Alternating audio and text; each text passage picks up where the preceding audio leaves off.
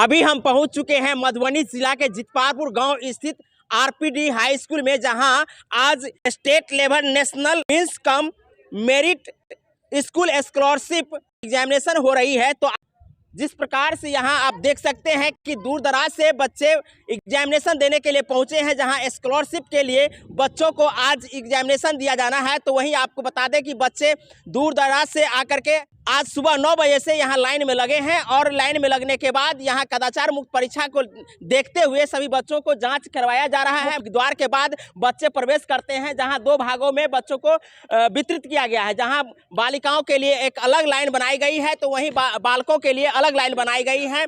और कदाचार मुक्त परीक्षा हो, इसके लिए जो यहाँ के इंस्ट्रक्टर हैं उनके माध्यम से जांचा जा रहा है कि जो भी परीक्षार्थी हैं पेपर को लेकर के अंदर प्रवेश करें, जो भी इलेक्ट्रॉनिक्स डिवाइस है उसको लेकर के प्रवेश ना करें। इस प्रकार की ख्यालात यहाँ रखी गई है, इस प्रकार की देखभाल की जा रही है ताकि किसी प्रकार की कदाचार न हो।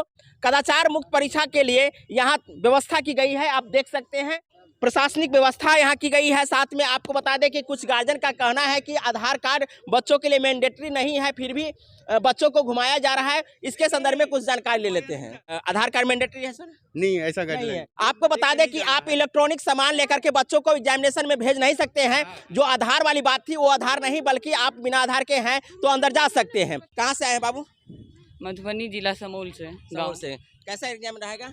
हाँ, तैयारी है ना? हाँ, 100%। कैसा रहेगा? 100%। कैसा रहेगा? 100%। 100% रहेगा। हाँ। अच्छा, तैयारी किए हो? हाँ। कद में थोड़ा छोटे लग रहे हो, लेकिन तैयारी कैसा है? अच्छा है। चलो, बहुत बहुत शुभकामनाएं आपको।